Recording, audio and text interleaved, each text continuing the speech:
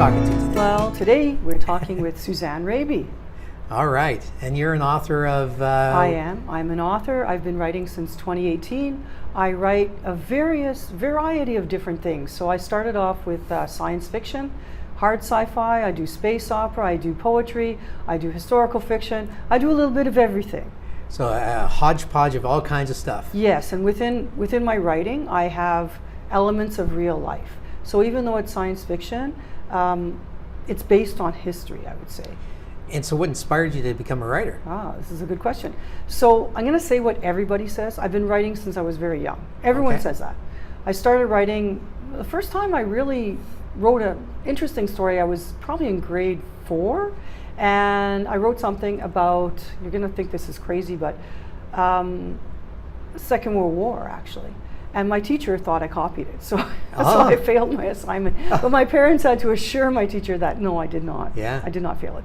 But what happened with me was I wrote all the time. I wrote to remove stress in my life because I was in the military for 38 years. Yeah. And I was an officer, a logistics officer, a transportation movement specialist, but I also did strategic human resources. And that gave me a lot of material. So when I retired in 2018, I sort of searched for what to do with my life, and I thought I'll use all this great material and I'll put it in a science fiction. Instead of writing fact, instead of writing my biography, my autobiography, or that, I would put it in the future. Sure. So I wouldn't really, be too specific. But I base things on my own past and on history. I had a university professor said all fiction is autobiography. So you're telling your story through your stories. Exactly. In some way, anyway. And so what kind of stories do you like to tell? Well, you've explained that you like to tell hodgepodge, historic, fantasy, sci-fi. Yeah, there's no real fantasy though. So my history is, so right now I'm writing a book called Frozen in Time. The first part, there's going to be 2 parts. It's a duology. The first one is Shelter of Stones. And it's taking place 5,200 BCE. And it's all based on research. So I actually go to the place in France in the Alps, and I take lots of pictures. I go to the libraries, I talk with local people. I even go to graveyards to make sure I get the names right, because it goes between the past and the future. Okay. So everything that I put in there is historically accurate. Okay, so that requires tons of research. Absolutely. And the other thing I admire about your work is that your commitment to self-publishing and how deep you've dived into the self-publishing game. Yes.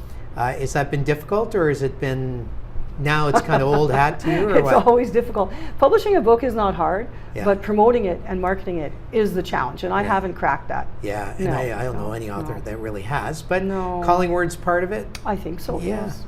Do you have any advice you'd give to any upcoming authors, or authors that are just writing right now? Yeah, I think you have to write with your heart, write what you know. So there's a lot of stuff that we know and that you've experienced, and write about your life, like experiences that you've lived through. That makes it authentic. And I think that allows the reader, that allows you to hook the reader in, and allows the reader to really identify with what you're saying.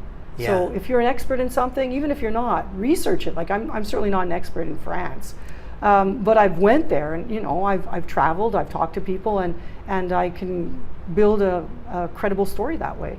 Yeah, the authenticity. Well, I thank you so much for this interview. You're very welcome. Thank you, Sean.